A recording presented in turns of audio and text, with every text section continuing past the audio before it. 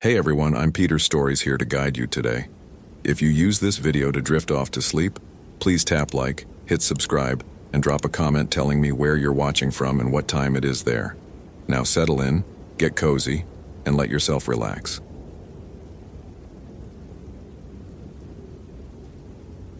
Ashley had found 17 missing persons in her 12-year career with the National Park Service. She approached the Rachel Morrison case like all the others, methodically, professionally, with the quiet confidence that came from knowing these mountains better than most people knew their own neighborhoods.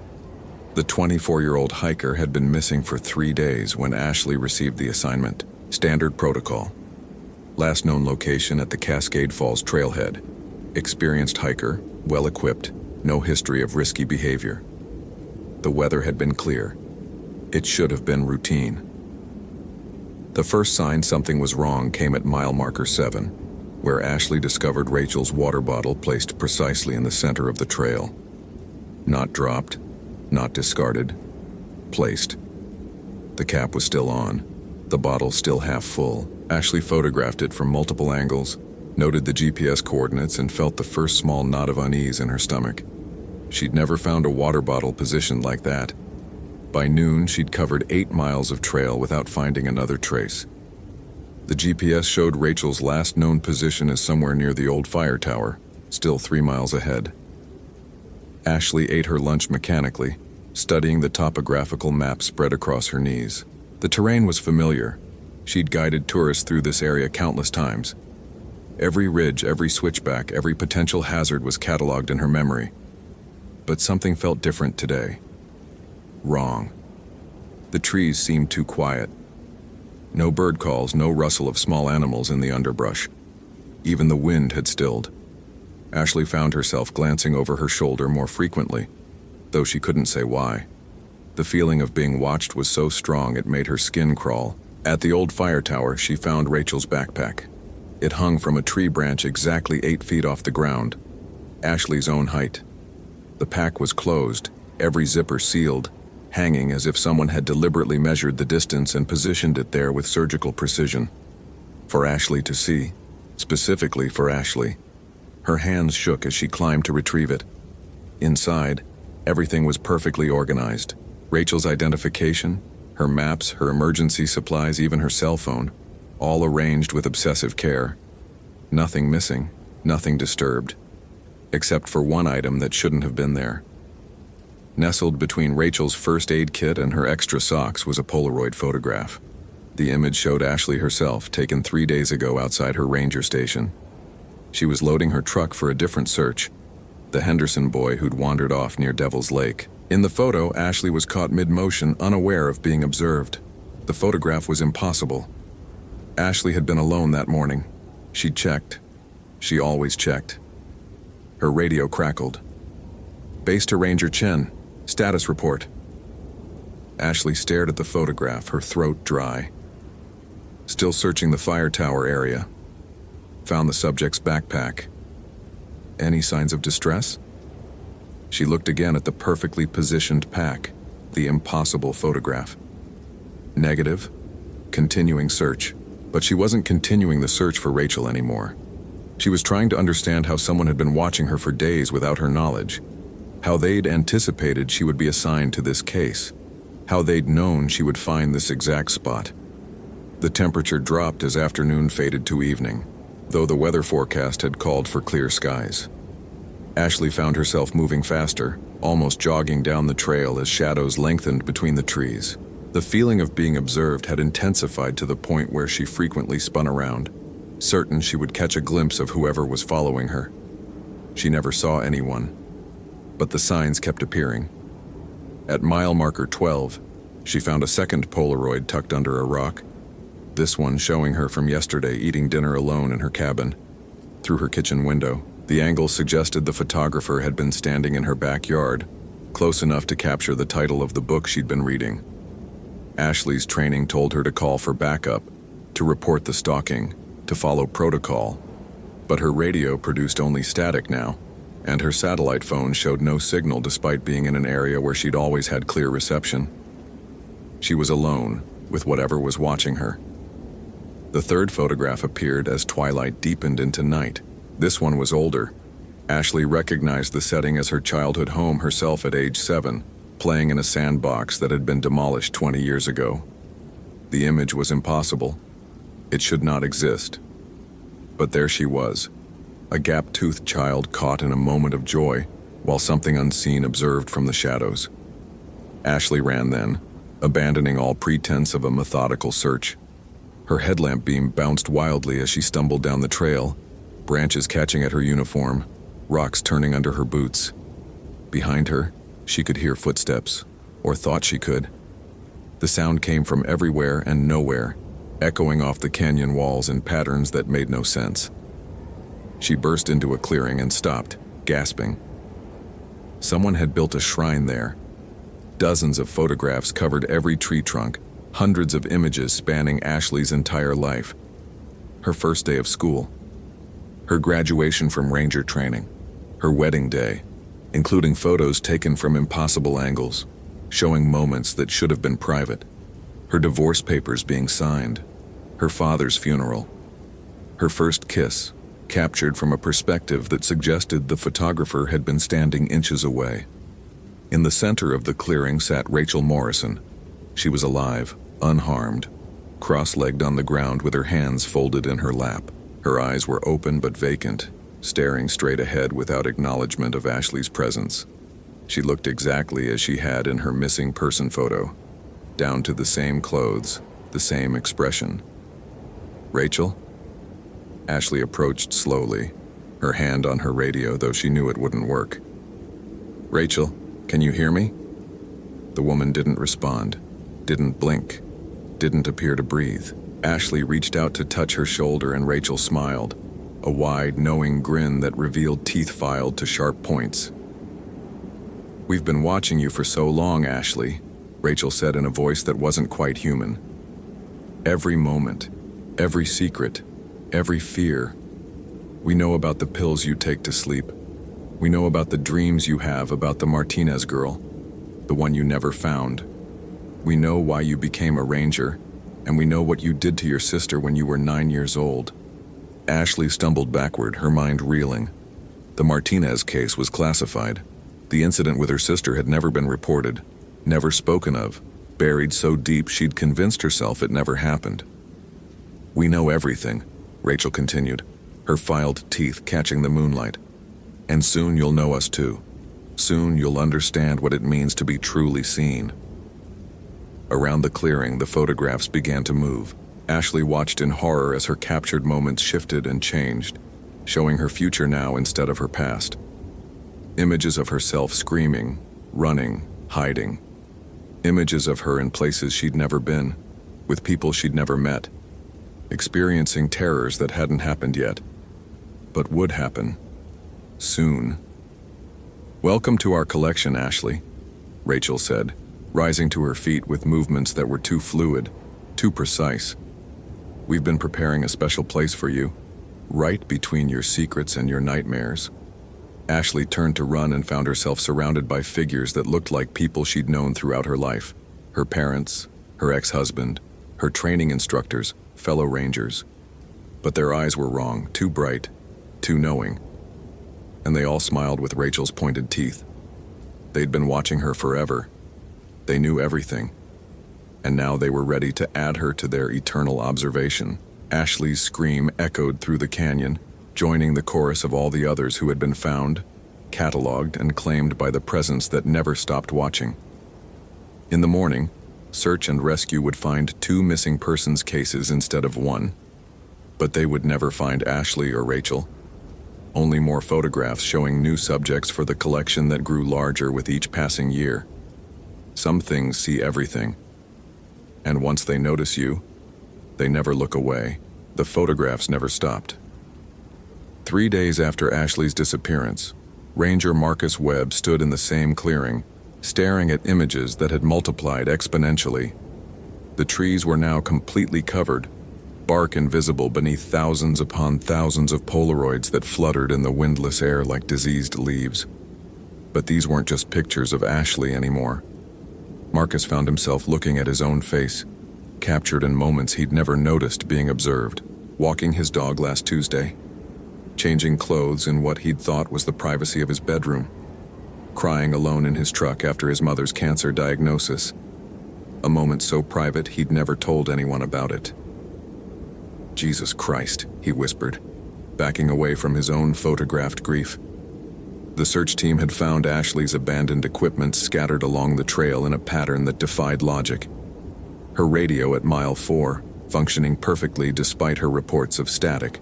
Her GPS at mile 6, showing a location that didn't match any known coordinates. Her service weapon at mile 9, unfired but somehow warm to the touch despite the cold morning air. But it was the surveillance footage that had broken protocol entirely.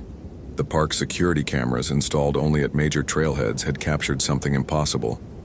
The timestamp showed 3:47 a.m., hours after Ashley's last radio contact. The footage revealed Ashley walking calmly back to her vehicle, getting inside and driving away. But her face in the grainy video was wrong. Too still, eyes too wide, smile too broad.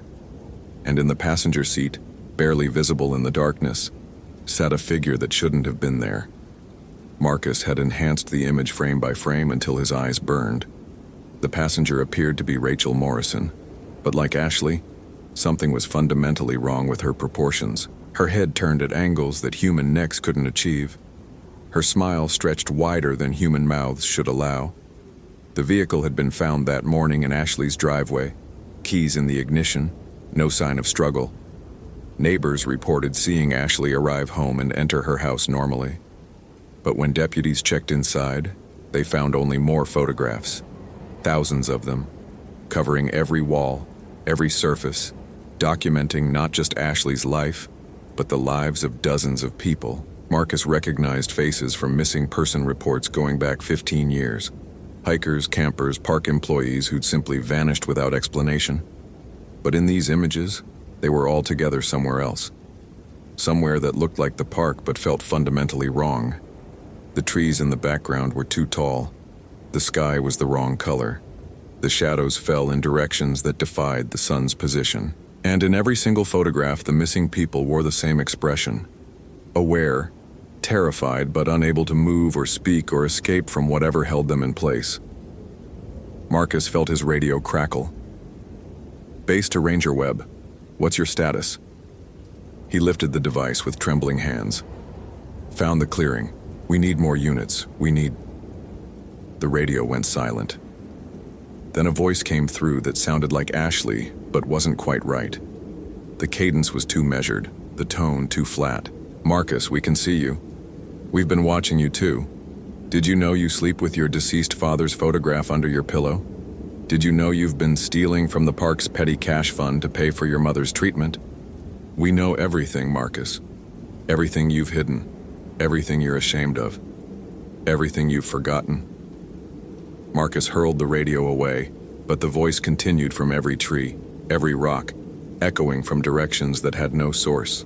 "We know about the Henderson boy, Marcus, the one Ashley thought she failed to find. The one you told her died of exposure. But he didn't die, did he? You found him. You found him alive and screaming, and you made a choice. You made a deal.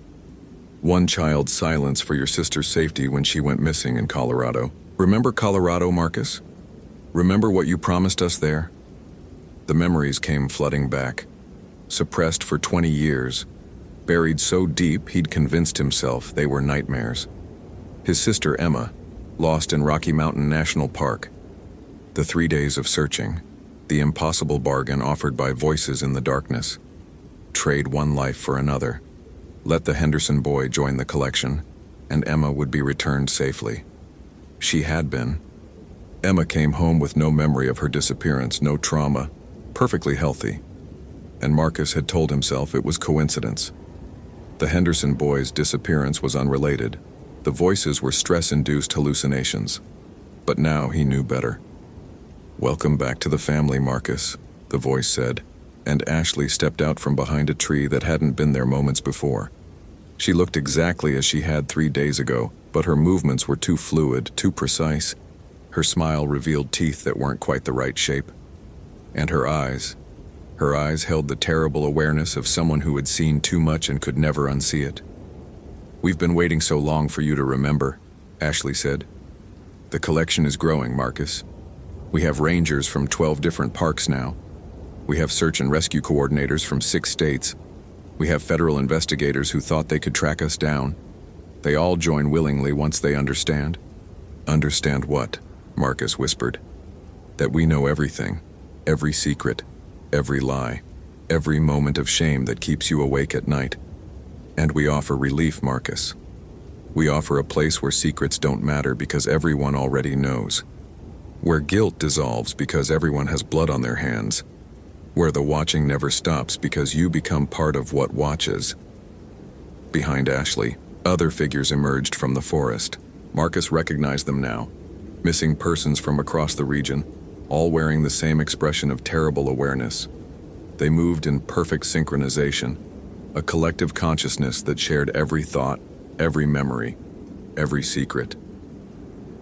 "The Henderson boy is here too," Ashley continued. "He'd like to meet you again. He has so many questions about that night, about the choice you made, about the promises you kept." A small figure stepped forward, no longer the 8-year-old who'd vanished but somehow still unmistakably the same child. His eyes held decades of accumulated knowledge, ancient wisdom trapped in a form that would never age. "Hello, Ranger Webb," the boy said in a voice that contained multitudes. "Thank you for keeping your promise. The bargain was honored. Your sister lived, but now it's time to pay the rest of the price."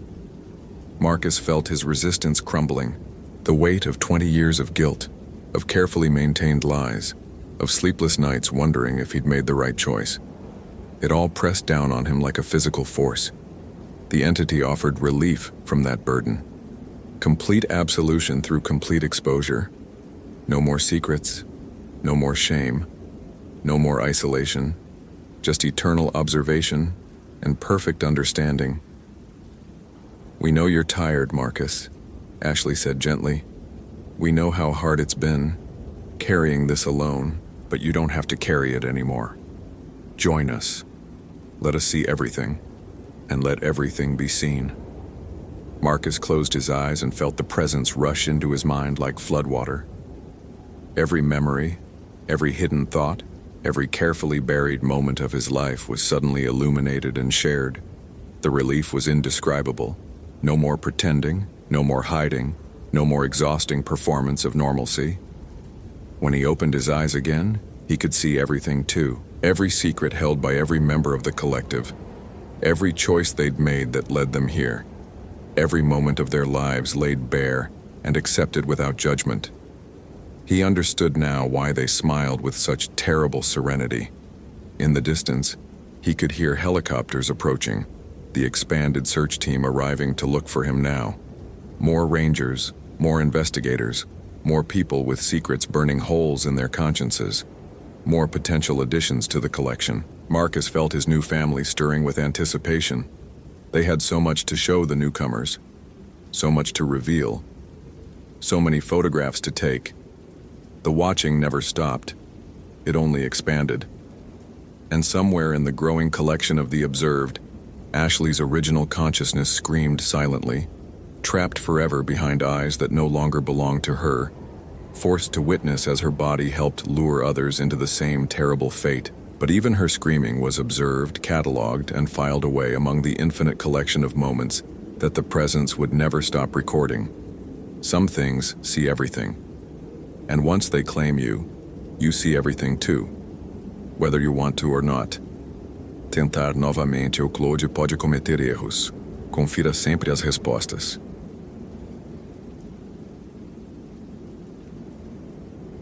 David Chen adjusted his radio for the third time in 10 minutes, the static crackling through the device like dry leaves underfoot. 6 months on the job as a park ranger, and this was his first solo search and rescue operation. His supervisor had assured him it would be routine. Nicole Hartwell, 23, experienced hiker, missed her check-in by 12 hours. Probably just a dead phone battery or a twisted ankle. The trail into Redwood Canyon felt different than it had during his training runs. Heavier somehow. The massive trees that had seemed majestic in daylight now loomed like ancient sentinels, their shadows creating pools of darkness that his flashlight couldn't quite penetrate. David tried to shake off the unease creeping up his spine.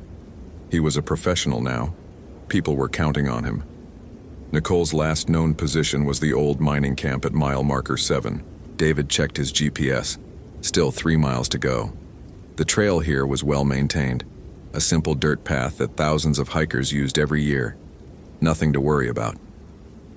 He picked up his pace, boots crunching on fallen needles. The first sign something was wrong came at mile marker 5. The trail split where it shouldn't have. David stopped, consulting his map under the beam of his flashlight. According to every official document, this section was a straight shot through the valley, but there, clear as day, was a second path branching off to the right, worn smooth by what looked like decades of use. His radio crackled. "Base to Ranger Chen, over. Chen here. Any sign of our missing hiker?" David stared at the impossible trail. "Not yet." Question: "Has there been any recent trail maintenance in Sector 7? A pause. "Negative. That area hasn't been touched in over a year. Why?" David clicked off the radio without answering. He studied the mysterious path again, noting how the trees seemed to lean inward over it, creating a natural tunnel. Something in his gut told him to take the main trail, stick to protocol. But what if Nicole had gotten confused and taken this route? What if she was hurt somewhere down that dark passage?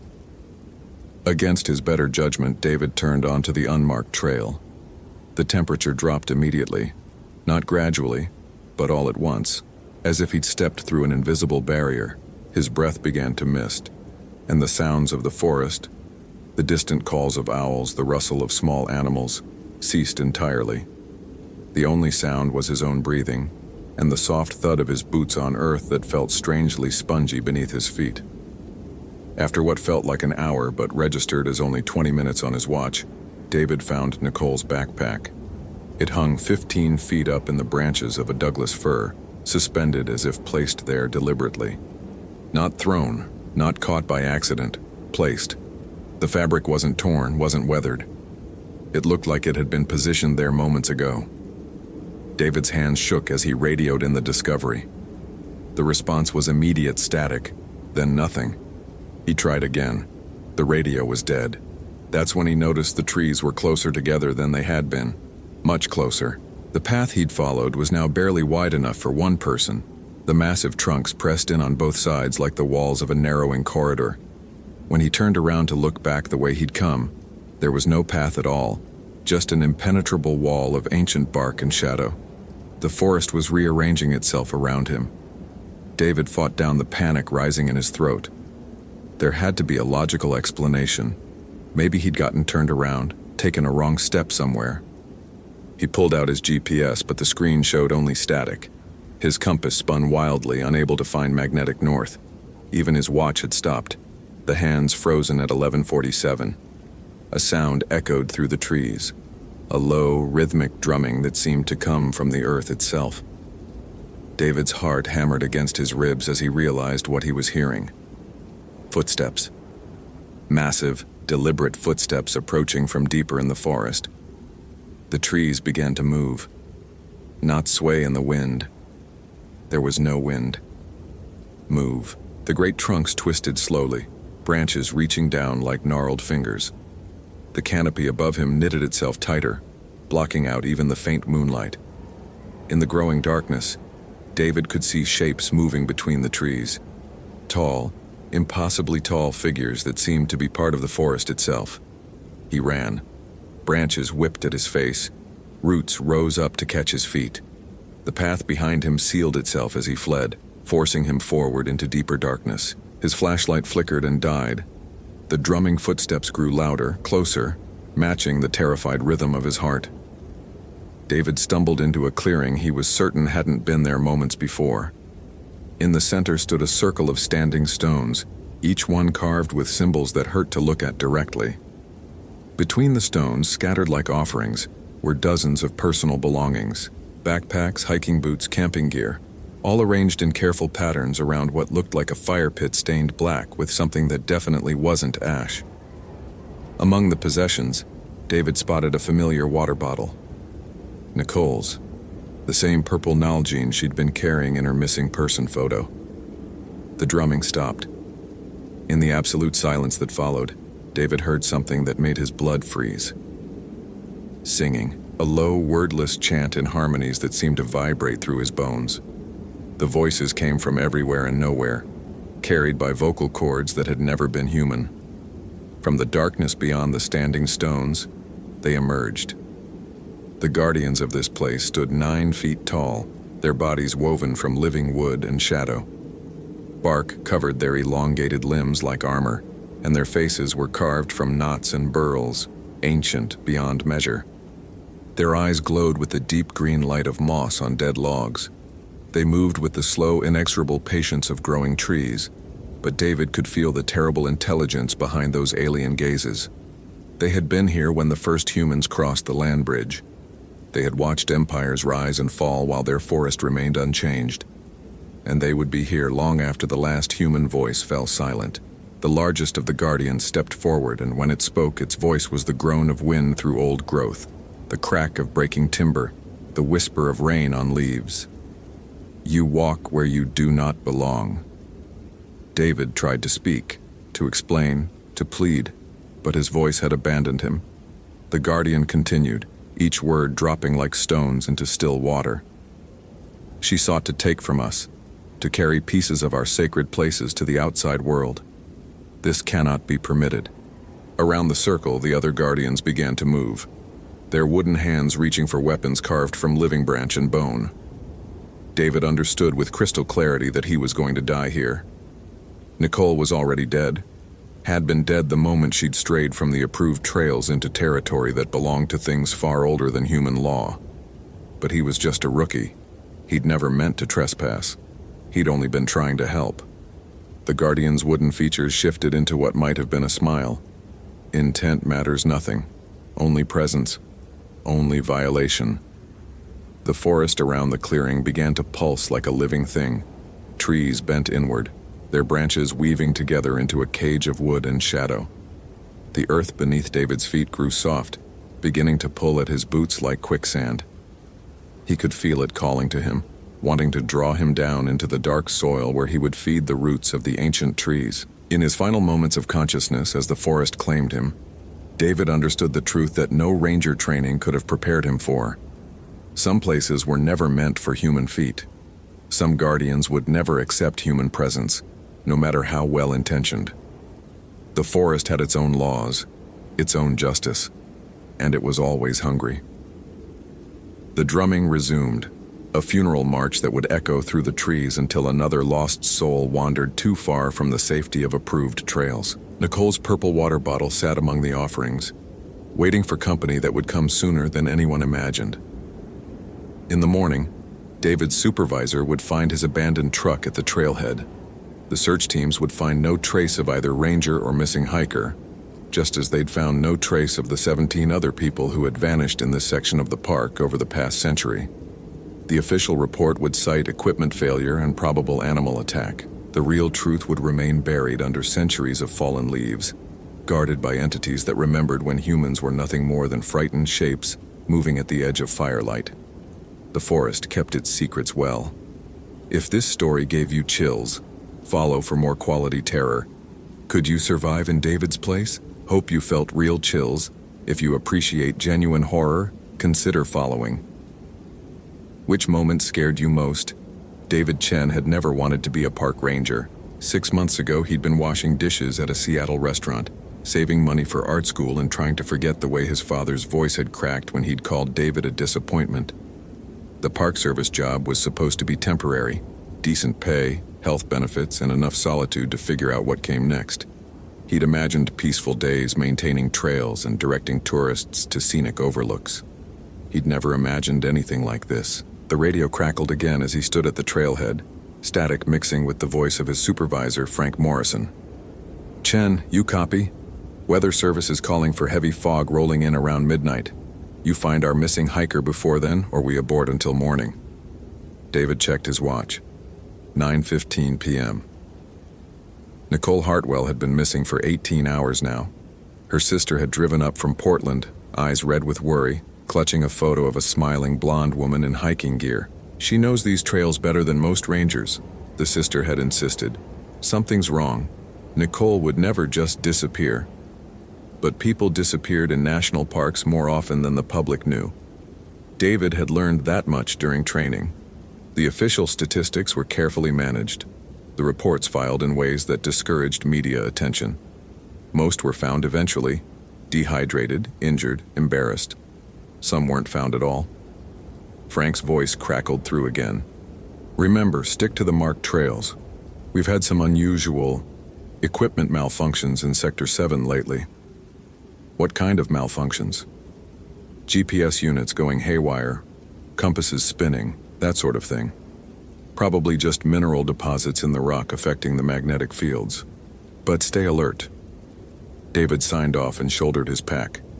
The beam of his flashlight cut through the gathering darkness as he headed into Redwood Canyon.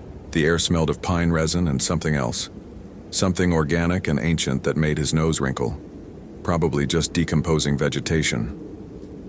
These old-growth forests were full of fallen logs slowly returning to the earth.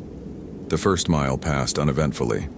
David had hiked this section during training, knew every switchback and stream crossing.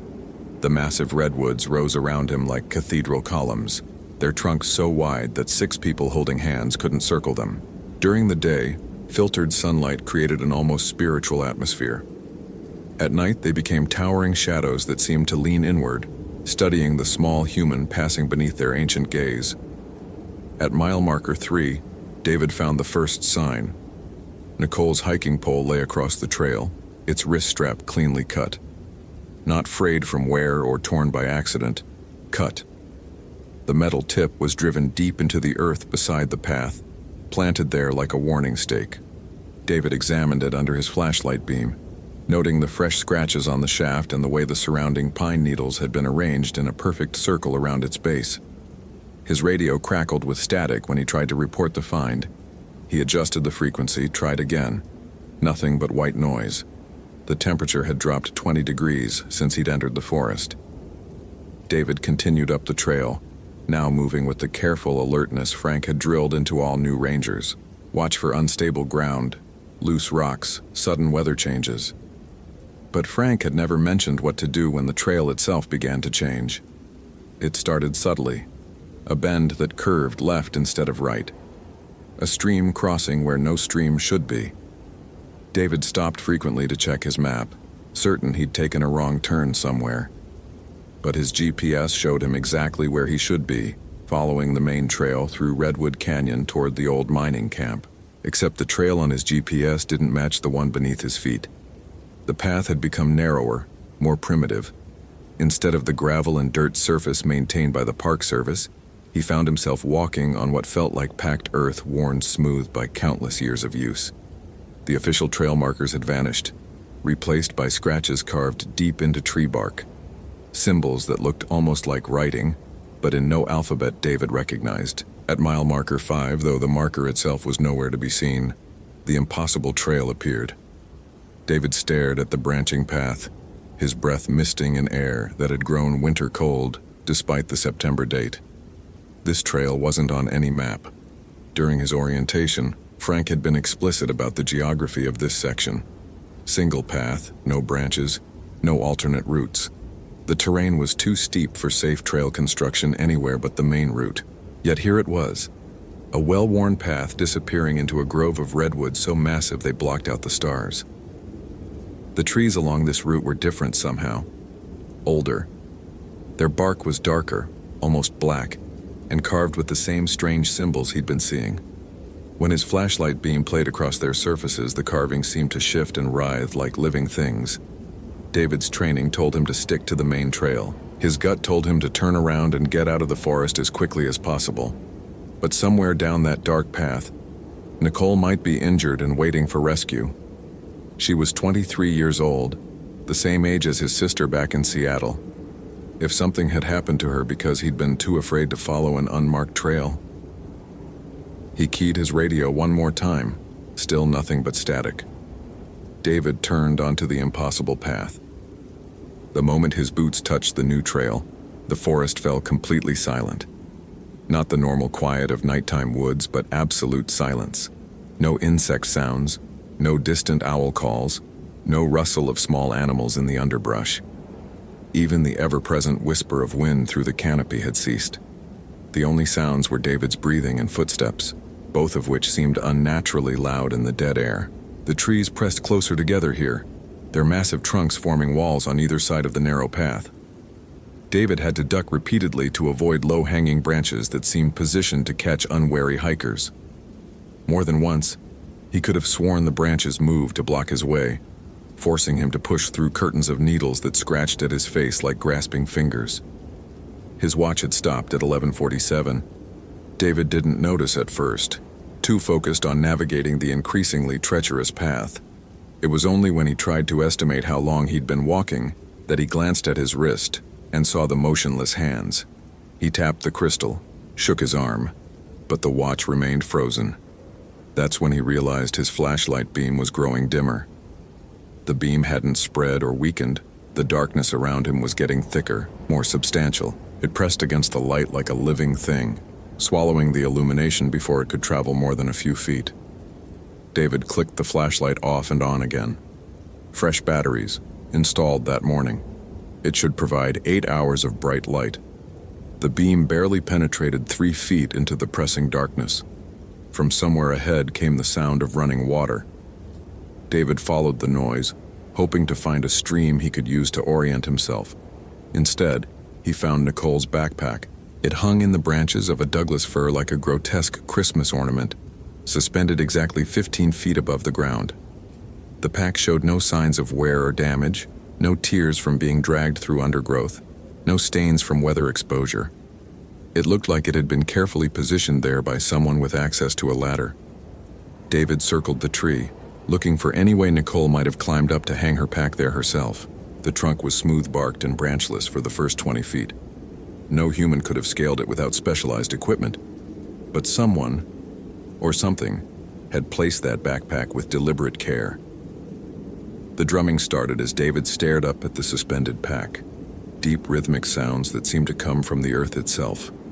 Not the hollow thump of someone beating on wood, but something more organic, like a massive heartbeat echoing through underground caverns. The rhythm was slow, hypnotic, and with each beat David could feel the vibration through the soles of his boots.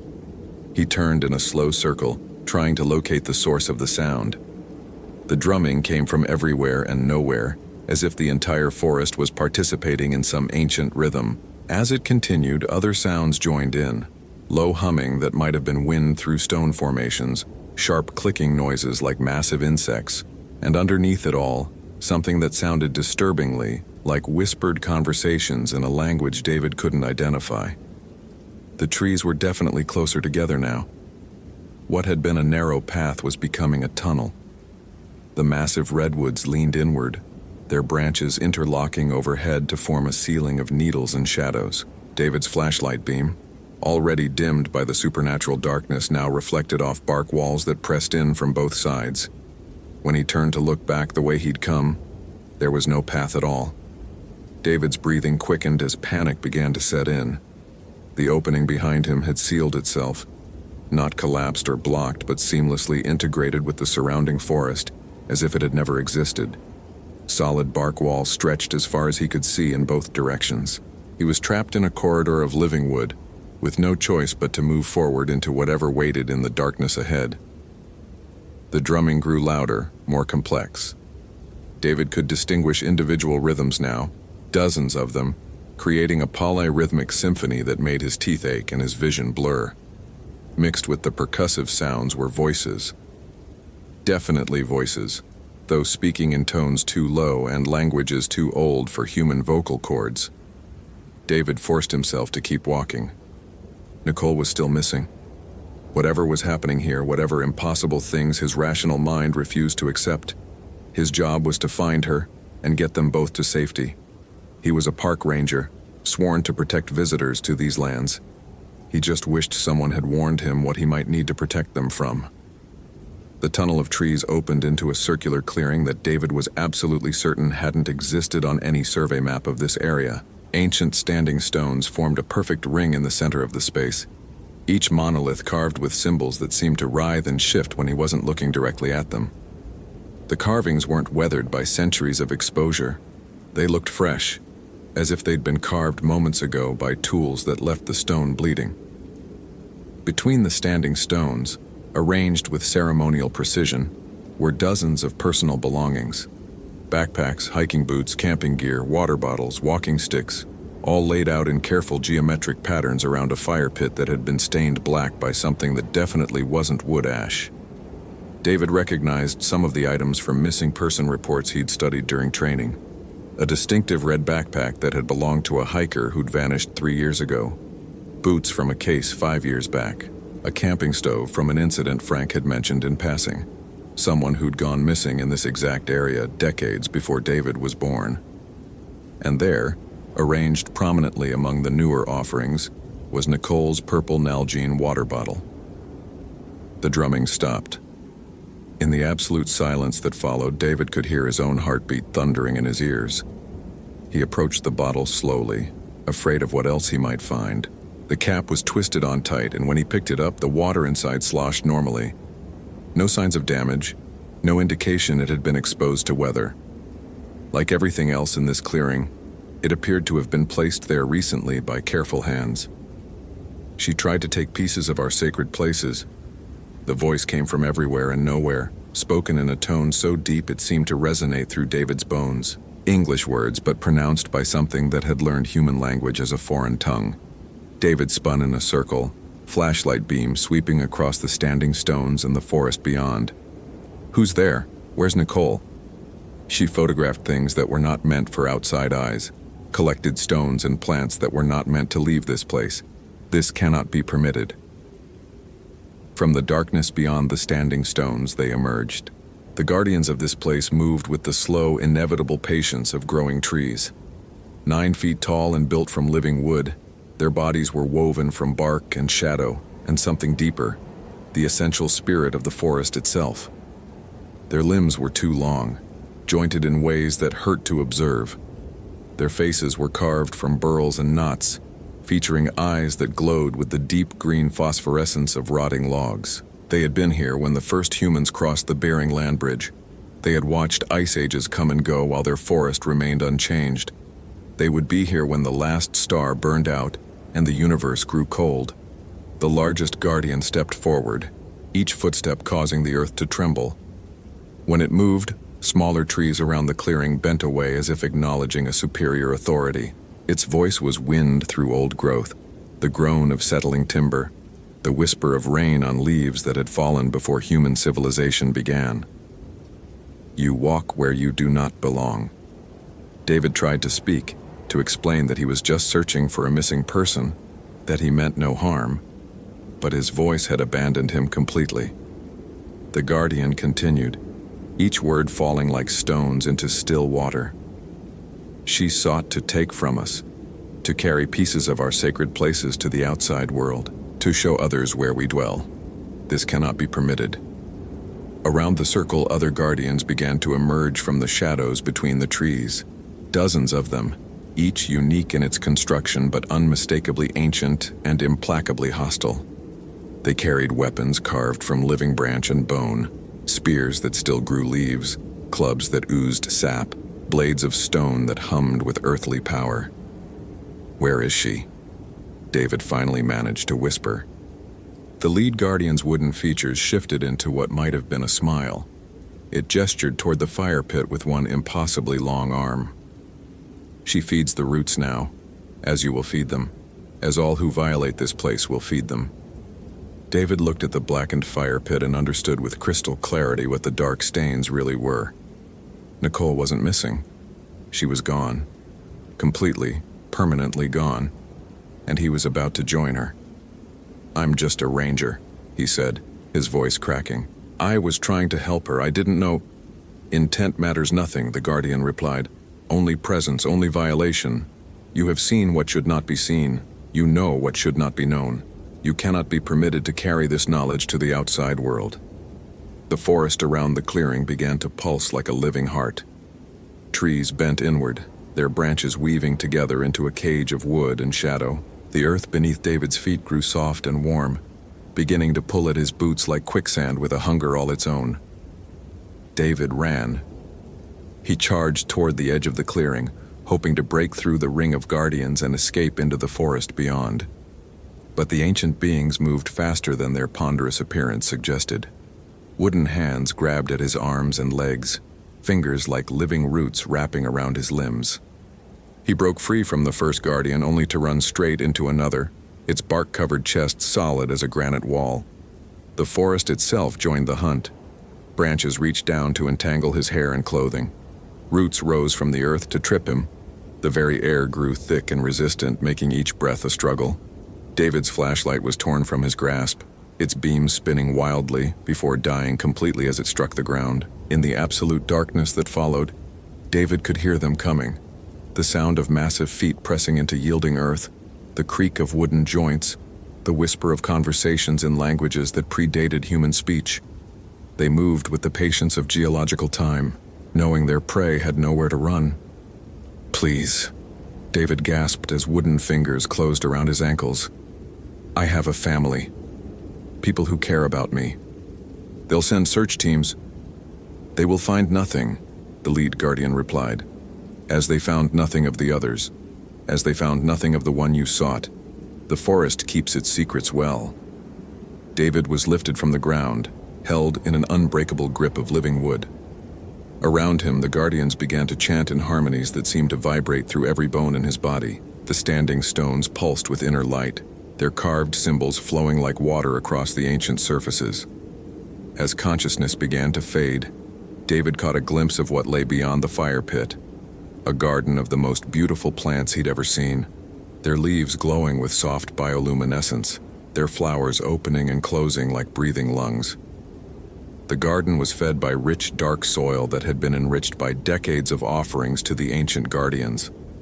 Nicole was there, in a way. Her essence had joined the eternal cycle of growth and decay that the guardians protected. She would bloom in spring flowers and rustle in autumn leaves. She would live forever as part of something far greater than any individual human life. David understood in his final moments that this wasn't murder. It was conservation. The guardians were protecting something precious and irreplaceable, a piece of the world as it had existed before human ambition began reshaping everything it touched. They were the last custodians of true wilderness, and they would defend it with absolute ruthlessness. His last thought, as the forest claimed him, was a hope that his disappearance would finally convince the Park Service to close this section permanently. Let it remain wild. Let it keep its secrets. The chanting reached a crescendo, then faded to silence. In the morning, Frank Morrison would find David's truck at the trailhead, keys still in the ignition, radio chattering with unanswered calls. The search teams would find no trace of either ranger or missing hiker, just as they'd found no trace of the 23 other people who had vanished in this section of the park over the past century. The official reports would cite equipment failure and probable animal attack. The families would grieve and eventually heal. The forest would remain unchanged, guarded by entities that remembered when humans were nothing more than frightened shapes moving at the edge of firelight. But deep in the archives of the Park Service, in files marked with the highest security classifications, a few people would continue to piece together the pattern. The disappearances that clustered around certain geographic coordinates. The equipment malfunctions that always preceded tragedy. The Native American legends that spoke of guardians in the deep woods, beings that had protected the sacred places since time immemorial. They would add David's name to a list that stretched back generations, and they would continue the careful work of keeping people away from places they were never meant to go. Because some wilderness was meant to stay wild, and some guardians would never accept human dominion over their ancient realm. The forest kept its secrets well.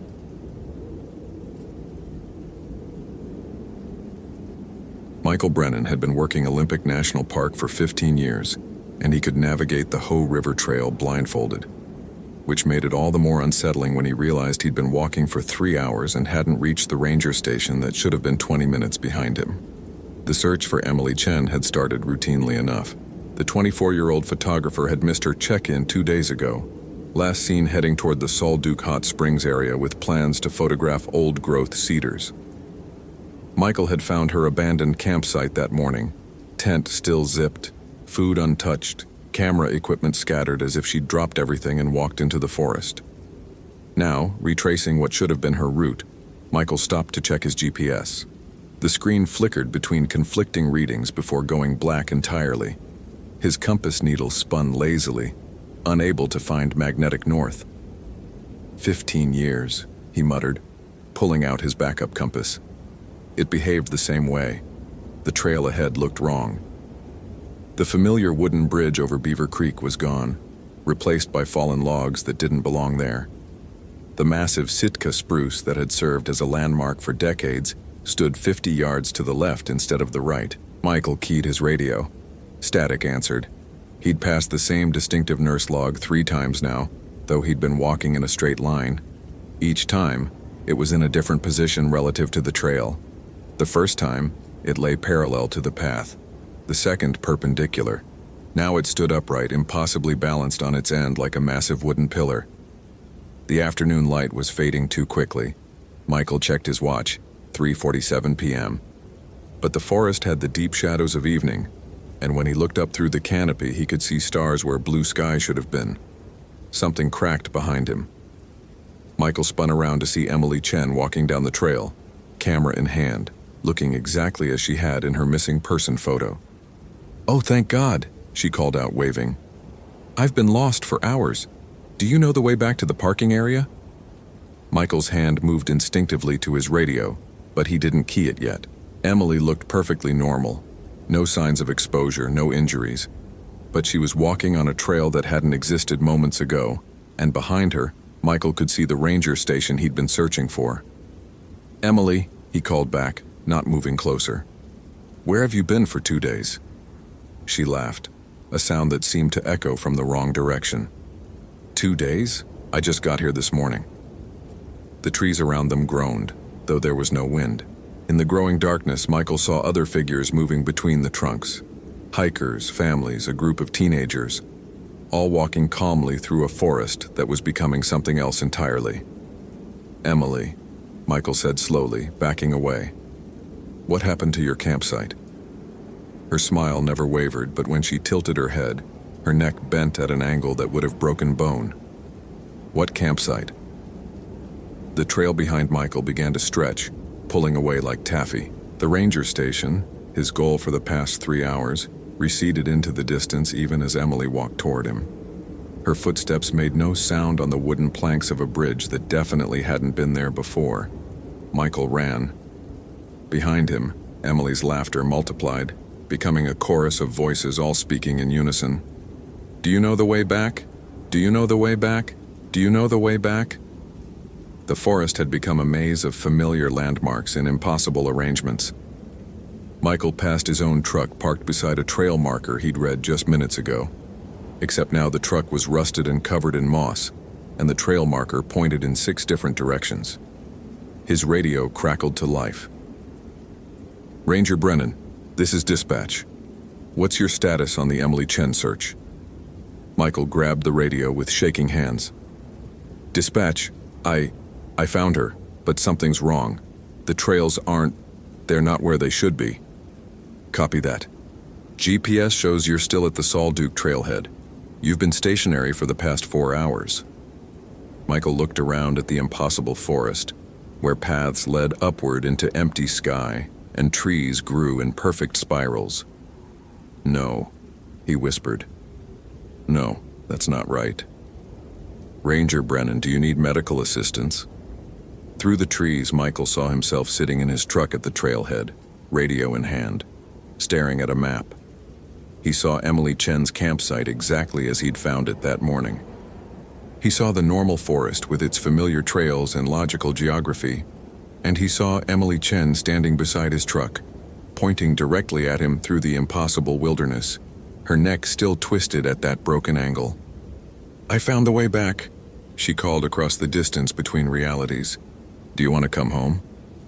The radio in his hand spoke with Emily's voice. "Ranger Brennan, what's your status? Do you know the way back?" Michael looked down at the device, then up at the forest that was both exactly where it should be and nothing like it had ever been. He keyed the radio one last time. "Emily Chen has been located," he said quietly. "But I think I'm the one who's lost." The trees began to move, walking on root legs toward him, carrying the normal world away like a receding tide. And somewhere in the growing darkness, Emily Chen was still laughing, still asking if he knew the way back to a place that might not exist anymore. What did you think of Michael's encounter with the impossible forest? Did the reality distortion create the atmospheric tension you were looking for? The silence that followed Michael's transmission stretched impossibly long. When the radio finally crackled back to life, it wasn't dispatch responding. "Michael?" Emily's voice came through the speaker, but now it carried an undertone of something else. Multiple voices layered beneath hers. "Michael, where are you? I can't find my way out." He dropped the radio like it had burst into flames.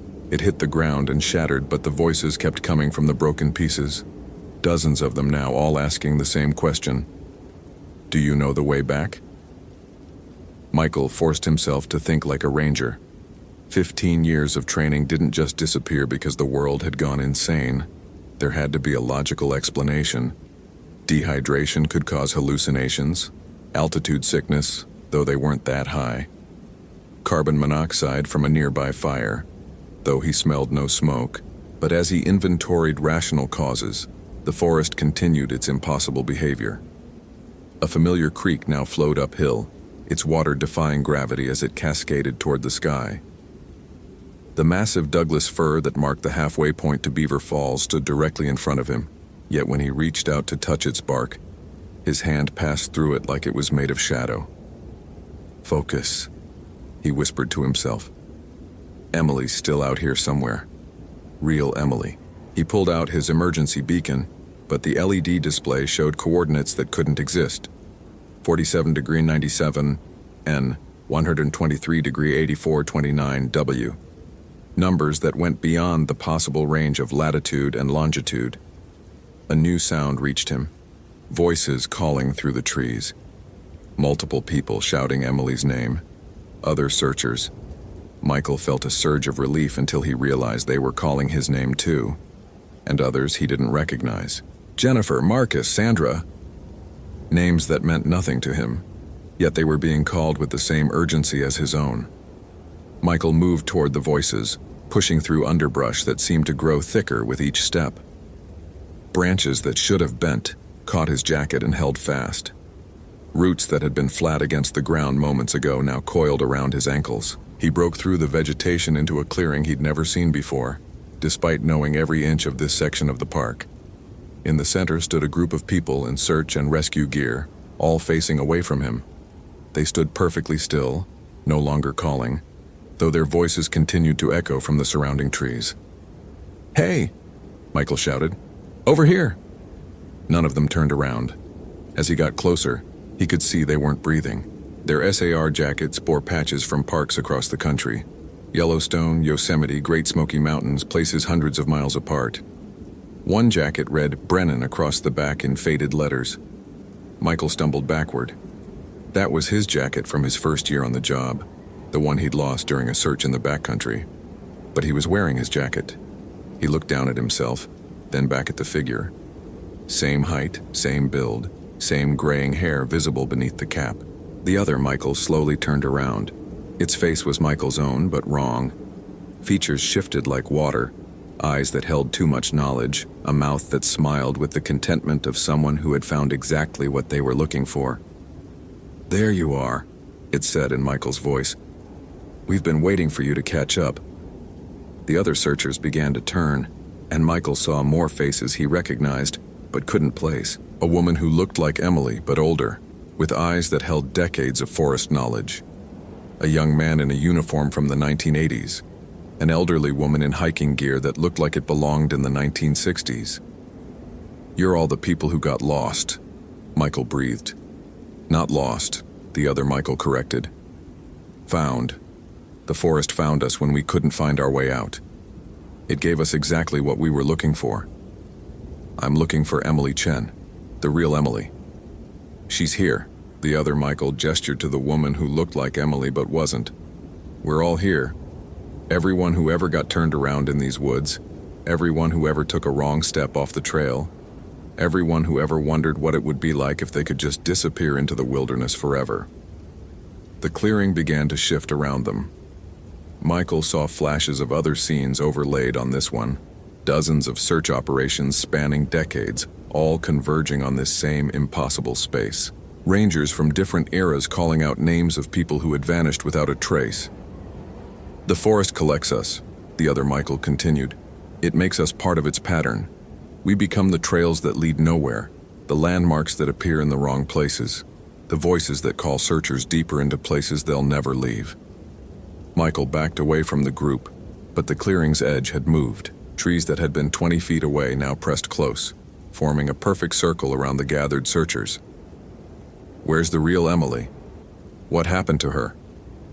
"She took a wrong turn off the Sol Duke Trail 4 days ago," the woman who wasn't Emily said in Emily's voice. "She followed a path that appeared just for her, leading to places the maps never showed. She's been helping us ever since." 4 days? She's only been missing 2 days.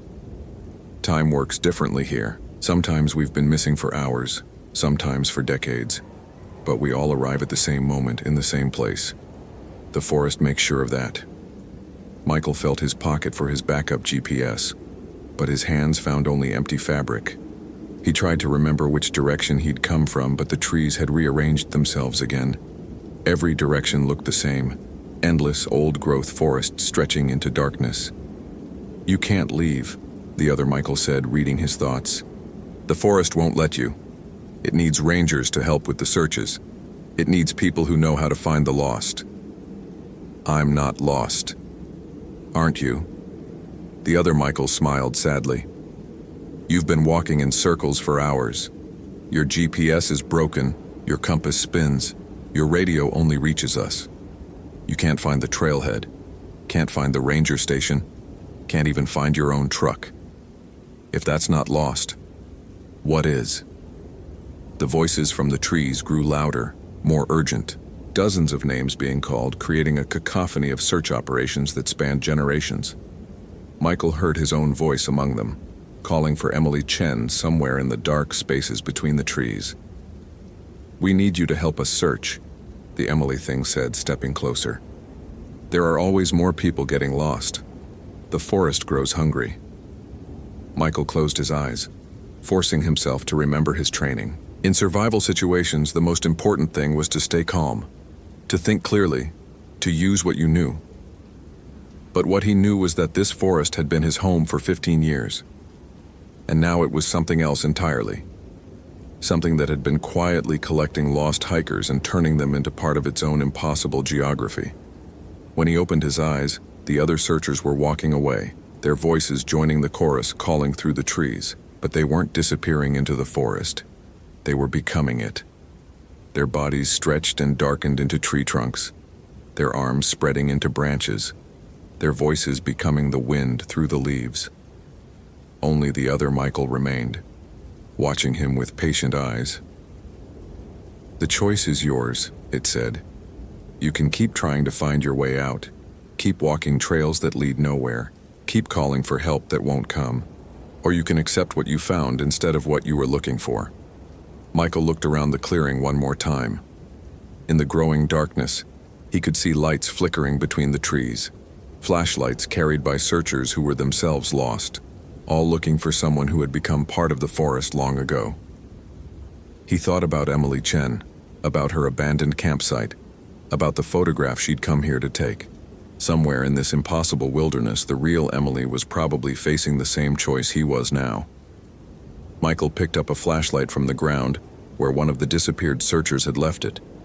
Its beam cut through the darkness, illuminating a trail that definitely hadn't been there before. "I'm going to find her," he said to the other Michael. "The real her?" "The forest appreciates dedication," his doppelganger replied. "It's how we got here in the first place." As Michael walked toward the new trail, he heard his own voice join the chorus calling through the trees. "Emily! Emily Chen!" But he kept walking anyway, deeper into the woods that were no longer the woods he knew. following a path that might lead anywhere or nowhere, searching for someone who might already be lost beyond finding. Behind him, the other Michael watched with satisfaction, then slowly began to dissolve back into the shadows between the trees. The forest had always been patient. It had all the time in the world.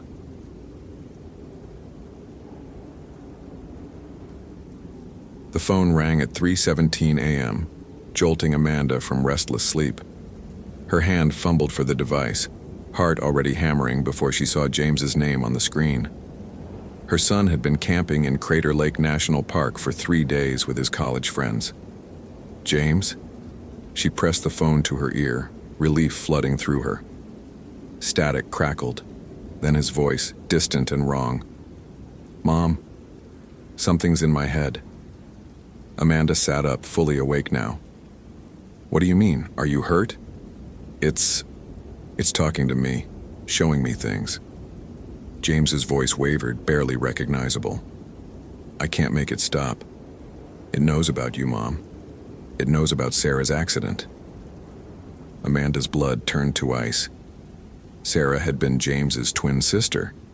They'd lost her in a car crash 2 years ago, something James never talked about, something that had nearly destroyed their family. "Where are you exactly? I'm coming to get you." "Don't." The word came out sharp, desperate. "It wants you to come.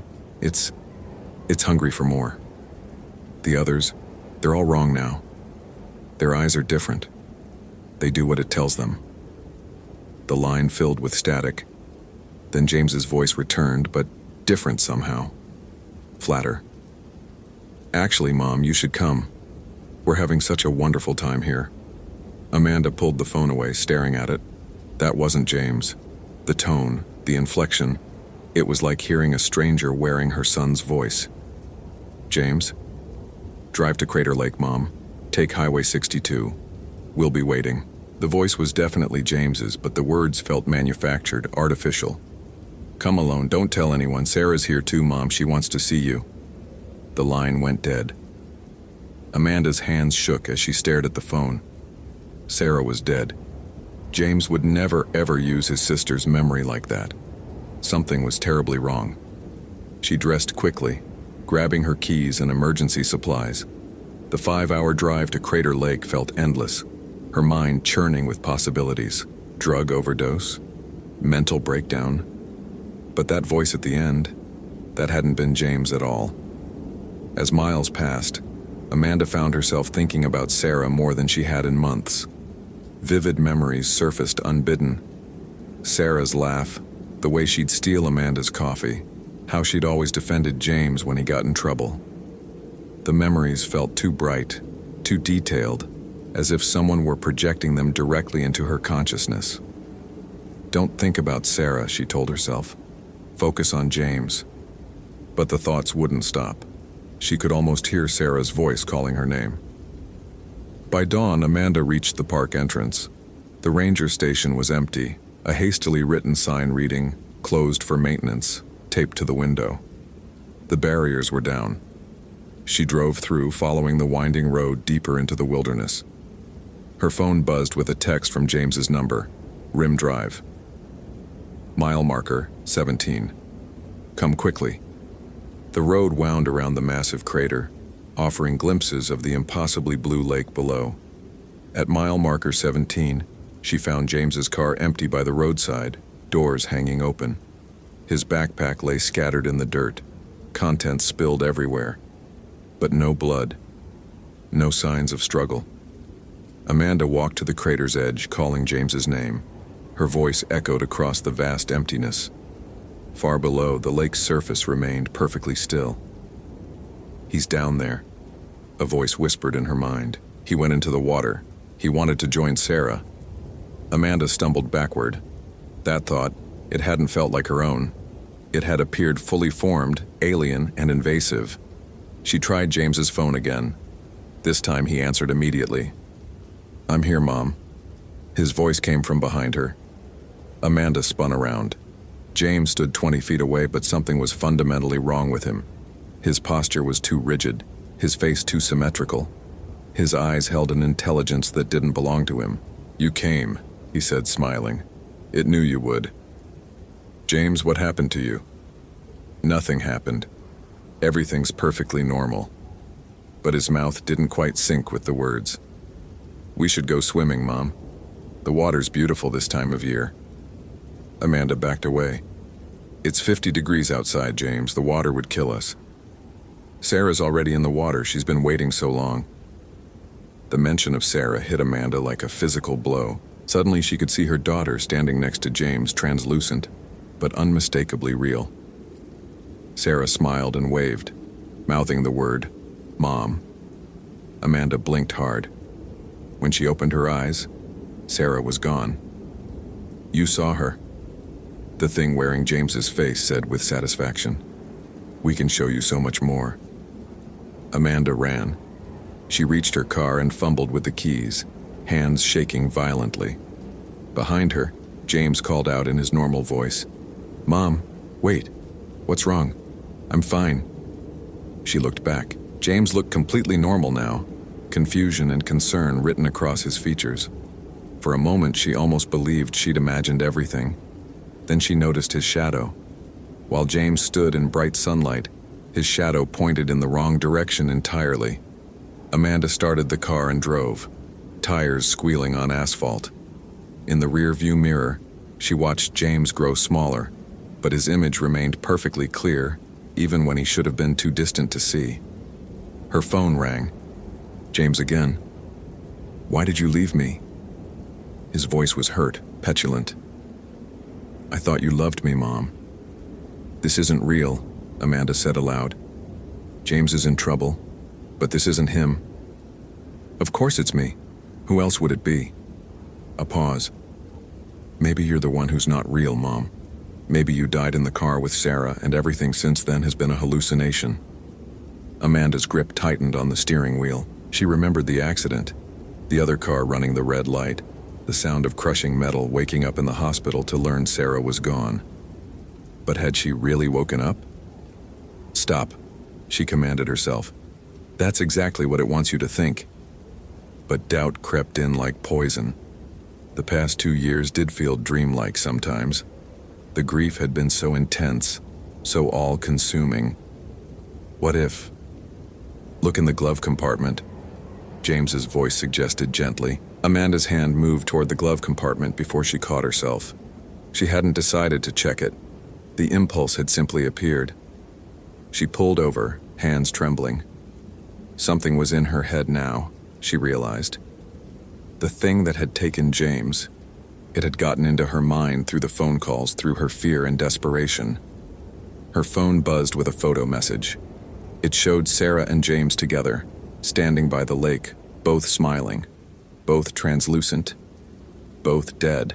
The caption read, "Come swimming, Mom. The family's all here." Amanda deleted the message but immediately received another identical photo. Then another. Her phone was flooded with the same image, dozens of copies appearing faster than she could delete them. She turned off the phone, but it turned itself back on. Amanda, Sarah's voice spoke through the phone's speaker. I've missed you so much. Amanda threw the phone out the window.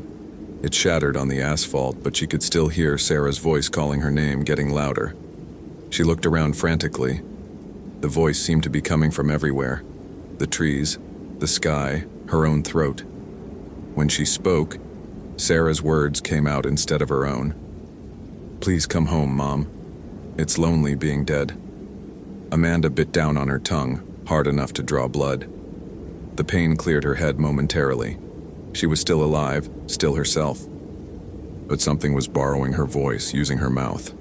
She started driving again, desperate to reach civilization, to find help. But every mile marker showed the same number. 17.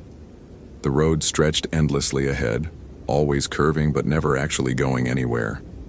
Her fuel gauge read empty, but the engine kept running. In the rearview mirror, she saw James and Sarah sitting in the back seat, holding hands. When she looked directly back, they weren't there, but their reflections remained in the mirror, smiling at her. We can be together forever, James said through the radio. No more grief, no more pain. Just let us in completely. Amanda felt her resistance weakening. The voice in her head was right. What was the point of fighting? She'd already lost both her children. What did she have left to live for? Everything, she thought fiercely. I have everything to live for, because they're not really dead, are they? James is still alive somewhere, and this thing is using my grief to control me. She focused on her love for James, not the twisted memories the parasite was feeding her, but real memories. James at age 5, losing his first tooth. James graduating high school. James calling her just last week to tell her about his plans after college. The false memories began to crumble. The road straightened. Mile marker 18 appeared ahead, but the voice in her head grew angry. You can't resist us forever. We're already inside. Every thought you think, we're thinking too. Every memory you cherish, we're corrupting. Soon you won't remember which thoughts are yours. Amanda knew it was right. She could feel foreign thoughts blooming in her mind like tumors.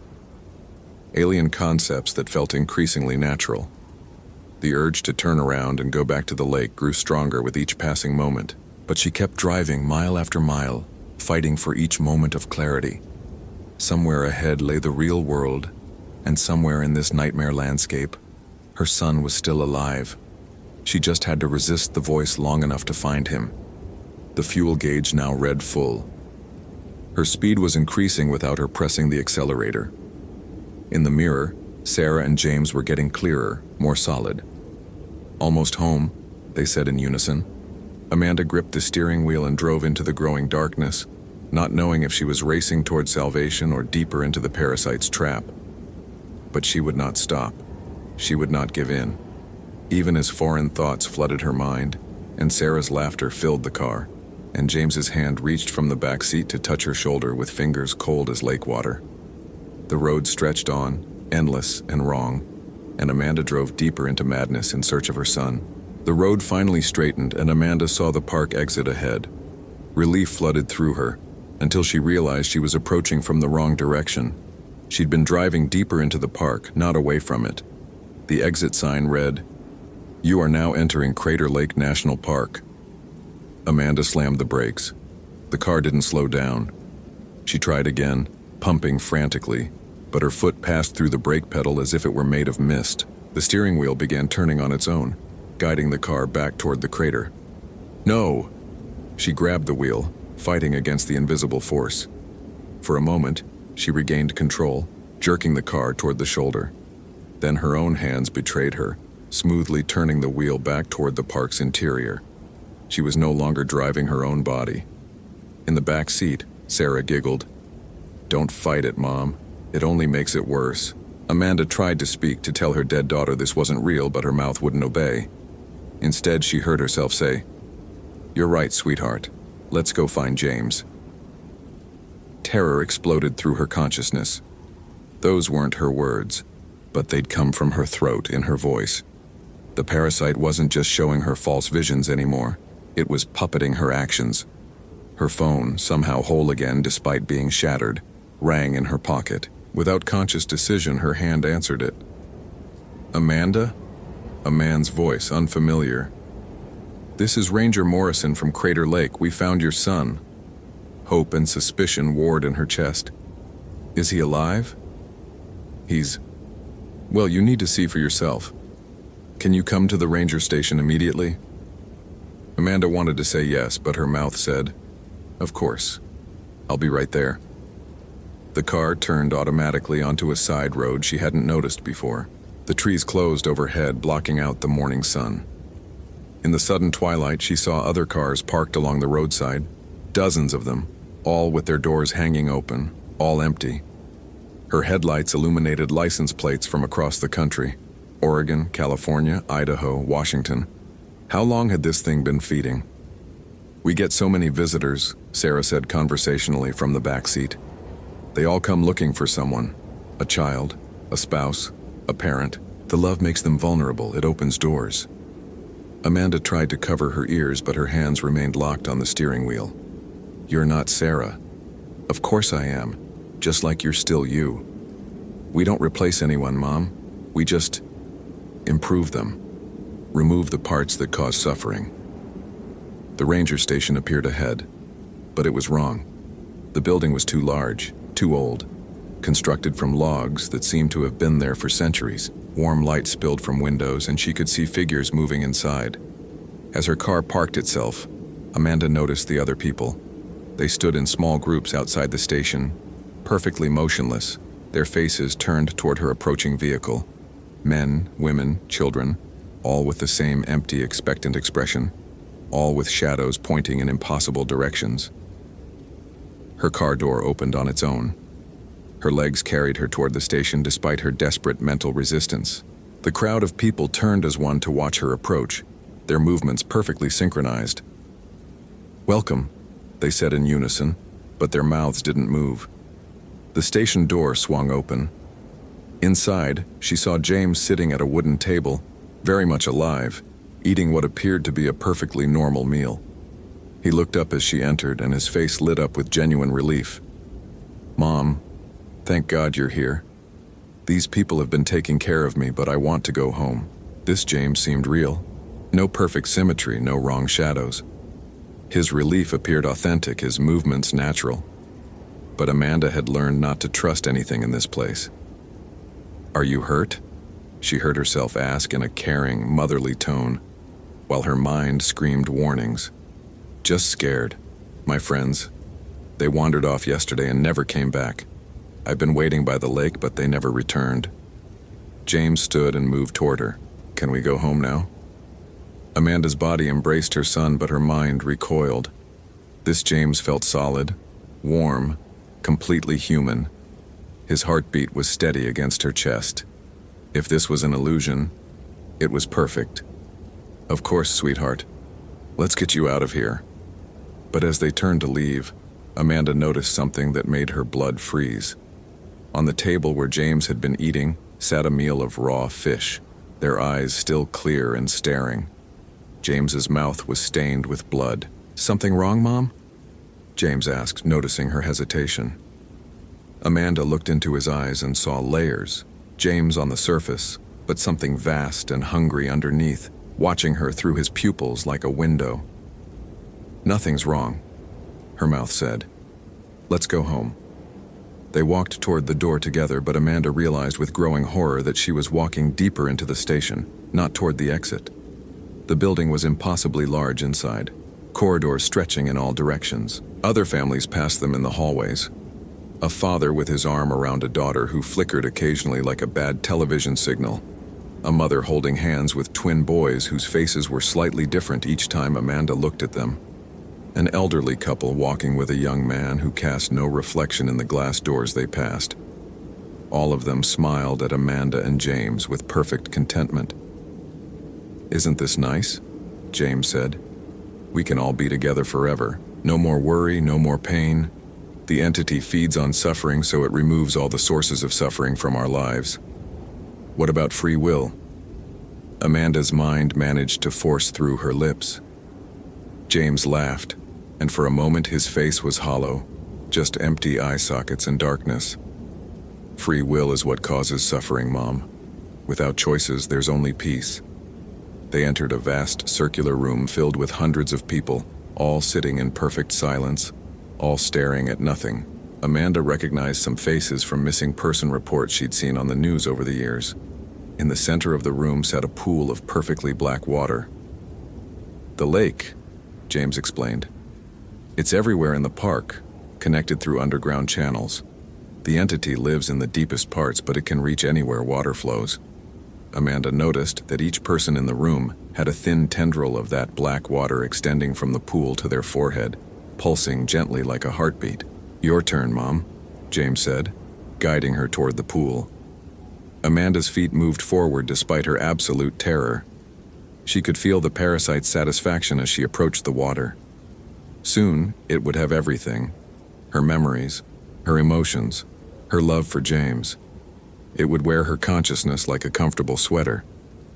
The black water reached toward her, forming a thin tentacle that stretched upward. In that moment of ultimate despair, Amanda felt something the parasite couldn't account for. Rage. Pure maternal fury at this thing that was using her love against her, that was wearing her son's face to lure her to destruction. "You want my suffering?" she snarled, fighting to regain control of her voice. "You want to feed on my pain? Then feast on this." Amanda forced herself to remember Sarah's death in perfect detail. Not the sanitized version the parasite had been feeding her, but the raw truth. The moment she'd learned her daughter was gone. The first night trying to sleep in a house that suddenly felt empty. The way James had cried at the funeral and how helpless she'd felt. The agony was overwhelming, but it was hers. Her grief, her love, her humanity. The black tentacle recoiled as if burned. "You can't have it," Amanda growled. "My pain is mine. My love is mine. My son is mine." The room began to shake. The peaceful expressions on the assembled crowd flickered, showing momentary flashes of terror and confusion underneath. James, or the thing wearing his form, stepped back, its perfect composure cracking. "You're making a mistake. We can take away the hurt." "The hurt is what makes me human," Amanda said, feeling strength flowing back into her limbs. "The hurt is what makes love real." She turned away from the pool and saw it. A door she hadn't noticed before, small and ordinary, marked with a simple exit sign. But as she moved toward it, the ceiling began to collapse, and the walls started closing in. The parasite was done being subtle. Time for Amanda to discover if love and rage were stronger than an ancient hunger that had been feeding for centuries. The real battle was just beginning.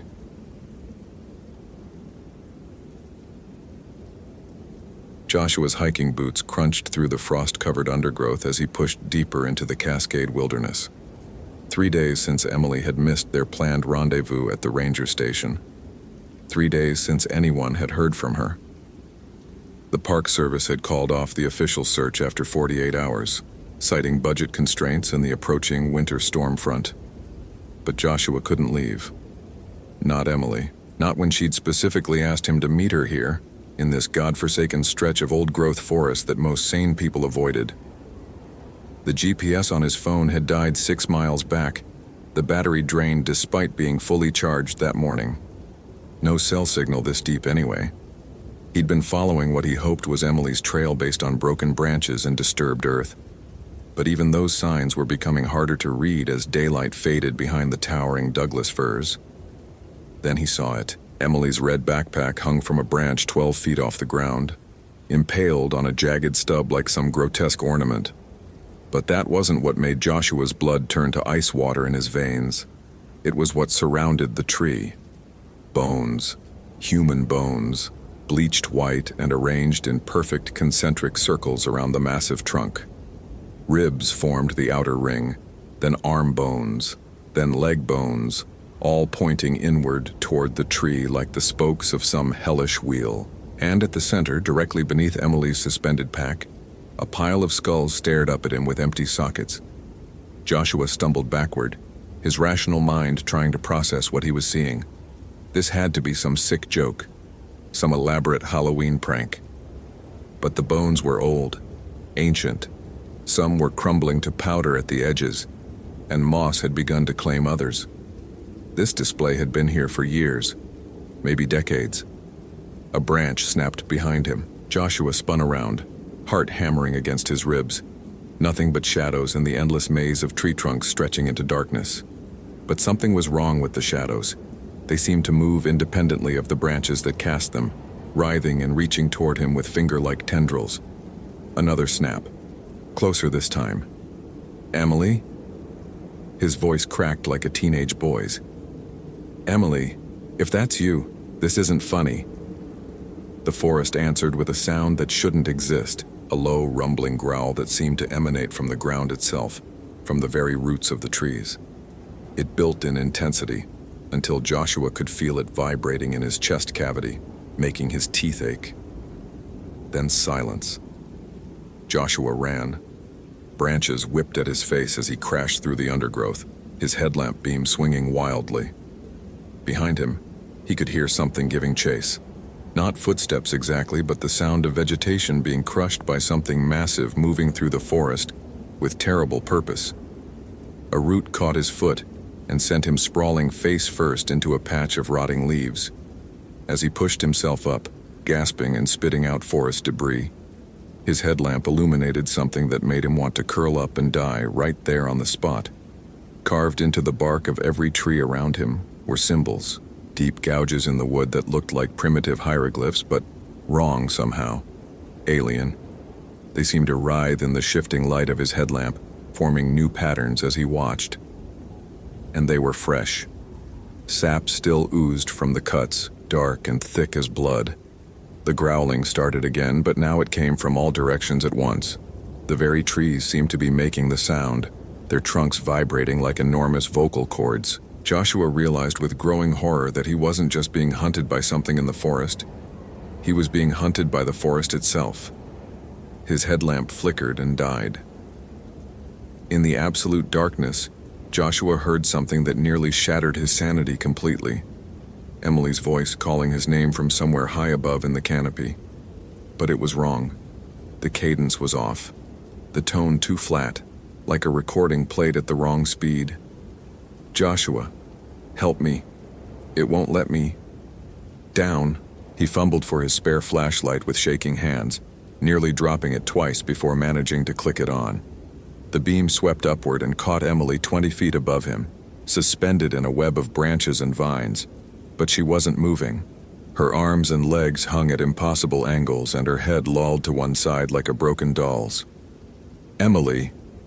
He started toward the tree, but stopped when he saw her eyes. They were black. Completely black, like pools of tar, and as he watched, her mouth opened impossibly wide, revealing rows of needle-sharp teeth that definitely hadn't been there when she was alive. The thing wearing Emily's face let out a shriek that sounded like tearing metal and broken glass. Other voices joined it from the darkness around him. Dozens of voices, all calling his name in that same flat, wrong tone. All the hikers who had disappeared over the years, all of them still here, still trapped, still feeding whatever ancient thing claimed this stretch of forest as its hunting ground. Joshua understood now why Emily had asked him to come here. She hadn't asked him. It had used her phone, her voice, her identity, to lure him into its territory. Just like it had lured all the others. The trees began to move, not swaying in the wind, but actually moving, their roots pulling free from the earth with wet, sucking sounds. They closed in around him like the walls of a living prison, their branches reaching down with predatory intent. Joshua's flashlight beam found one more horror before the darkness claimed him completely. Carved into the largest tree, far deeper than the other symbols, was a message in English. Recent. The bark around it was still bleeding sap. Guardian feeds. Trespassers nourish. Forest grows strong. The last thing Joshua saw before the branches wrapped around him was Emily's backpack, still hanging from its perch like a red flag, marking another successful hunt. The last thing he heard was his own voice, altered and wrong, calling out into the darkness for the next fool who would come looking for him. The forest had claimed another guardian, another voice to add to its choir of the lost. And somewhere in the depths of the Cascade Wilderness, an ancient hunger settled back into patient waiting, knowing that someone would always come looking for those who vanished into its domain. Joshua's hiking boots crunched through the frost-covered undergrowth as he pushed deeper into the Cascade Wilderness. 3 days since Emily had missed their planned rendezvous at the ranger station. 3 days since anyone had heard from her. The Park Service had called off the official search after 48 hours, citing budget constraints and the approaching winter storm front. But Joshua couldn't leave. Not Emily. Not when she'd specifically asked him to meet her here, in this godforsaken stretch of old-growth forest that most sane people avoided. The GPS on his phone had died 6 miles back, the battery drained despite being fully charged that morning. No cell signal this deep anyway. He'd been following what he hoped was Emily's trail based on broken branches and disturbed earth. But even those signs were becoming harder to read as daylight faded behind the towering Douglas firs. Joshua had driven 16 hours straight from Denver after Emily's text message arrived at 2:47 a.m. 3 days ago. The message itself had been strange, urgent in a way that wasn't like her. Found something incredible in Cascade backcountry. Meet me at Devil's Backbone Trailhead. Come alone. Trust no one else with this. He'd tried calling back immediately, but her phone went straight to voicemail. Emily was a careful hiker, experienced in the Pacific Northwest wilderness, but something about that message had gnawed at him during the entire drive west. She'd never been one for dramatics or mysterious proclamations. If anything, Emily was frustratingly practical, the type who brought emergency beacons and filed detailed itineraries with 3 different people before heading into the wilderness. Now, deep in territory that didn't appear on any official trail map, Joshua was beginning to understand why the locals in the nearest town had gone quiet when he'd mentioned the Devil's Backbone area. The gas station attendant had actually crossed himself and muttered something in what sounded like Spanish. The park ranger had been more direct. That area's been closed to recreational use since 1987, environmental concerns. When Joshua pressed for details, the ranger had simply handed him a form to sign, acknowledging that he was entering at his own risk, and that search and rescue operations were limited in that sector due to difficult terrain and communication challenges. Then he saw it. Emily's red backpack hung from a branch 12 feet off the ground, impaled on a jagged stub like some grotesque ornament. But that wasn't what made Joshua's blood turn to ice water in his veins. It was what surrounded the tree. Bones. Human bones. Bleached white and arranged in perfect concentric circles around the massive trunk. Ribs formed the outer ring, then arm bones, then leg bones, all pointing inward toward the tree like the spokes of some hellish wheel. And at the center, directly beneath Emily's suspended pack, a pile of skulls stared up at him with empty sockets. Joshua stumbled backward, his rational mind trying to process what he was seeing. This had to be some sick joke, some elaborate Halloween prank. But the bones were old, ancient. Some were crumbling to powder at the edges, and moss had begun to claim others. This display had been here for years, maybe decades. His engineering background kicked in, the part of his mind that solved problems through logic and systematic analysis. The arrangement was too precise to be natural, too deliberate to be the work of ordinary scavengers. Someone, or something, had carefully positioned each bone with mathematical precision. The skulls showed signs of trauma, but not from animal attacks. The fracture patterns were wrong, too clean, as if something had crushed them with incredible force applied at specific pressure points. A branch snapped behind him. Joshua spun around, heart hammering against his ribs. Nothing but shadows and the endless maze of tree trunks stretching into darkness. But something was wrong with the shadows. They seemed to move independently of the branches that cast them, writhing and reaching toward him with finger-like tendrils. Another snap, closer this time. "Emily?" His voice cracked like a teenage boy's. "Emily, if that's you, this isn't funny." The forest answered with a sound that shouldn't exist, a low, rumbling growl that seemed to emanate from the ground itself, from the very roots of the trees. It built in intensity until Joshua could feel it vibrating in his chest cavity, making his teeth ache. The sound had harmonics, layers of tone that suggested something massive and ancient, something that had been making this sound for far longer than humans had walked these mountains. Then silence. Joshua ran. Branches whipped at his face as he crashed through the undergrowth, his headlamp beams swinging wildly. Behind him, he could hear something giving chase. Not footsteps exactly, but the sound of vegetation being crushed by something massive moving through the forest with terrible purpose. Trees groaned and snapped as whatever pursued him carved its own path through the wilderness, completely unconcerned with stealth now that the hunt had begun. A root caught his foot and sent him sprawling face first into a patch of rotting leaves. As he pushed himself up, gasping and spitting out forest debris, his headlamp illuminated something that made him want to curl up and die right there on the spot. Carved into the bark of every tree around him were symbols, deep gouges in the wood that looked like primitive hieroglyphs but wrong somehow. Alien. They seemed to writhe in the shifting light of his headlamp, forming new patterns as he watched. And they were fresh. Sap still oozed from the cuts, dark and thick as blood. The marks weren't random. Joshua's pattern recognition training kicked in despite his terror. The symbols repeated in sequences, like some form of written language, and as his eyes adjusted to reading them, he began to see the terrible logic in their arrangement. They weren't just carvings, they were territorial markers, claims of ownership, warning signs written in a script that predated human civilization in this region. The growling started again, but now it came from all directions at once. The very trees seemed to be making the sound, their trunks vibrating like enormous vocal cords. Joshua realized with growing horror that he wasn't just being hunted by something in the forest. He was being hunted by the forest itself. His headlamp flickered and died. In the absolute darkness, Joshua heard something that nearly shattered his sanity completely. Emily's voice calling his name from somewhere high above in the canopy. But it was wrong. The cadence was off, the tone too flat, like a recording played at the wrong speed. "Joshua, help me. It won't let me down." He fumbled for his spare flashlight with shaking hands, nearly dropping it twice before managing to click it on. The beam swept upward and caught Emily 20 feet above him, suspended in a web of branches and vines. But she wasn't moving. Her arms and legs hung at impossible angles and her head lolled to one side like a broken doll's. "Emily." He started toward the tree, but stopped when he saw her eyes.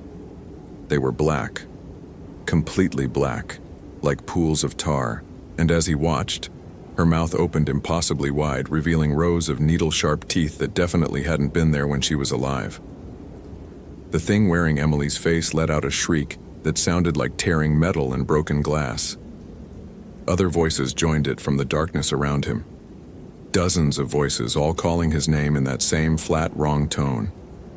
All the hikers who had disappeared over the years, all of them still here, still trapped, still feeding whatever ancient thing claimed this stretch of forest as its hunting ground. Joshua understood now why Emily had asked him to come here. She hadn't asked him. It had used her phone, her voice, her identity to lure him into its territory, just like it had lured all the others. But understanding brought a different kind of terror. If the entity could mimic voices, could access phones and send messages, then it had been watching Emily long before she entered the forest. It had studied her, learned her patterns, her relationships, her way of speaking. It had probably been hunting her for weeks, maybe months, waiting for the perfect moment to strike. And now it was doing the same to him.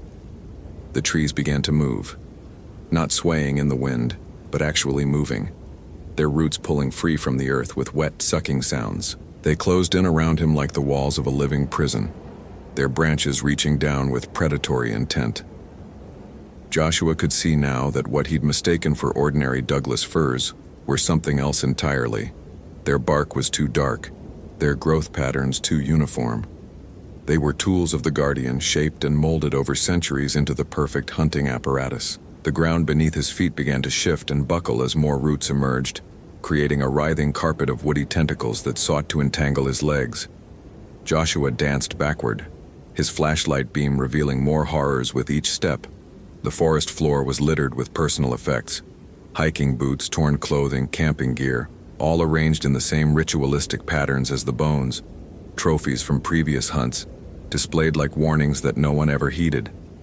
Joshua's flashlight beam found one more horror before the darkness claimed him completely. Carved into the largest tree, far deeper than the other symbols, was a message in English. Recent. The bark around it was still bleeding sap. Guardian feeds, trespassers nourish. Forest grows strong. Below it, in smaller letters, someone had carved what looked like a countdown. 127, 126, 125. The numbers went down to 0, then started over at 127. Joshua realized with sick certainty that he was looking at a kill count. 127 people had died in this place, and their deaths had fed something that grew stronger with each sacrifice. The branches reached for him now with deliberate intelligence, some grasping for his limbs while others worked to extinguish his light. In the chaos of his struggle, Joshua caught glimpses of movement in the canopy above. Not Emily, whatever remained of Emily, but other shapes, other prisoners in the Guardian's collection, suspended in their permanent gallery of the lost. His flashlight flickered and died just as one of the suspended figures turned toward him. In that last instant of illumination, Joshua saw a park ranger's uniform, a badge that read R. Martinez, and a face that had been carved hollow and refilled with the same alien script that marked the trees. The last thing Joshua saw before the branches wrapped around him was Emily's backpack, still hanging from its perch like a red flag marking another successful hunt. The last thing he heard was his own voice, altered and wrong, calling out into the darkness for the next fool who would come looking for him. But as the darkness closed around him, and he felt his consciousness slipping away, Joshua realized the true scope of the Guardian's intelligence. This wasn't just about feeding. The entity was building something, expanding its territory one victim at a time. Each person it claimed added to its knowledge, its understanding of the human world beyond the forest. Soon it would have learned enough to venture beyond these mountains, to hunt in places where no one would expect an ancient forest guardian to appear. The forest had claimed another guardian, another voice to add to its choir of the lost, another mind to study and dissect and incorporate into its growing understanding of prey that thought itself superior to the natural world. And somewhere in the depths of the Cascade Wilderness, an ancient hunger settled back into patient waiting, knowing that someone would always come looking for those who vanished into its domain. But now it had new knowledge, new tools, new ways to reach beyond its territory and draw victims into its web. The countdown carved into the tree reset itself once more. 127. The hunt would begin again soon.